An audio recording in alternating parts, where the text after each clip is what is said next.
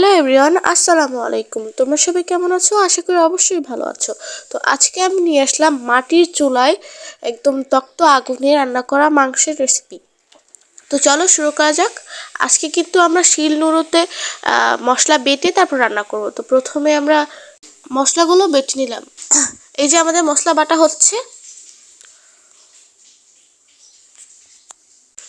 তো চলো এখন রান্না করা যাক। এই যে একটা মাটির চুলায় আমরা কড়াই পেতে নিলাম।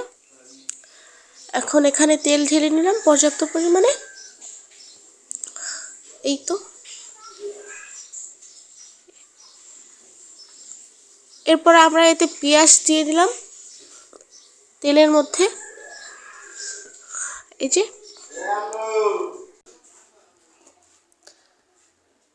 এই যে পেঁয়াজগুলো আমরা নেড়ে চেড়ে ভেজে নিচ্ছি।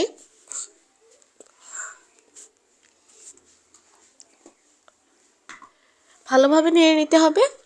এই যে হালকা হালকা পেঁয়াজটা পেঁয়াজের রং চলে আসলে আমরা আগে থেকে বেটে রাখা মশলাগুলো দিয়ে দিচ্ছি। তারপর ভালোভাবে নেড়ে নিচ্ছি।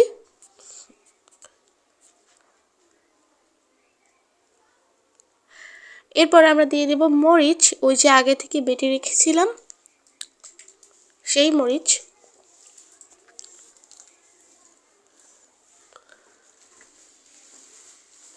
এবার এই পেঁয়াজ রসুন এই মশলার সাথে মরিচটাকে মিশিয়ে নিব।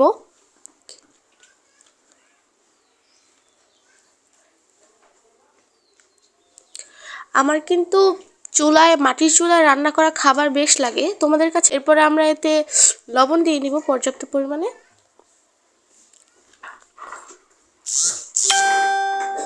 এই যে ভালোভাবে নেড়ে নিব এটাকে।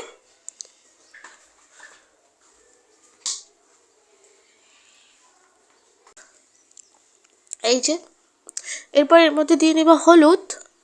মশলাটা হালকা হালকা কষে গেলে এর মধ্যে দিয়ে দেব হলুদ। এরপর সব একসাথে মিক্স করে মশলাটাকে একটু কষিয়ে নিব। এরপরে আমরা দিয়ে দিচ্ছি মাংস। এই যে এবার মাংসের সাথে মশলাগুলো ভালোভাবে মিক্স করে নিব, মিশিয়ে নিব।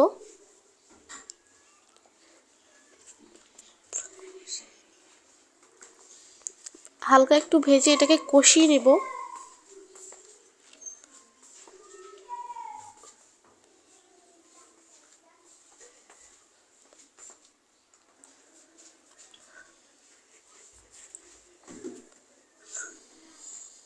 এই যে এর মধ্যে দিয়ে নিয়েছিলাম আলু।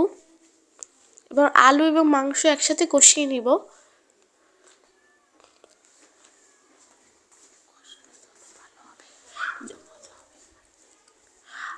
মাংস যত কষায় তত নাকি মজা হয়। তো এই তো এর মধ্যে আমরা দিয়ে দিচ্ছি পানি। পানি দিয়ে এটাকে আরও কষাবো।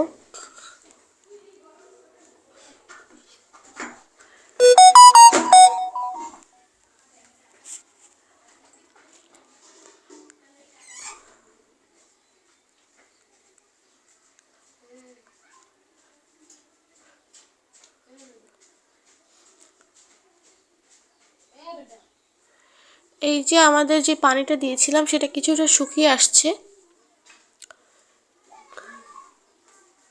শেষ আমাদের রান্না।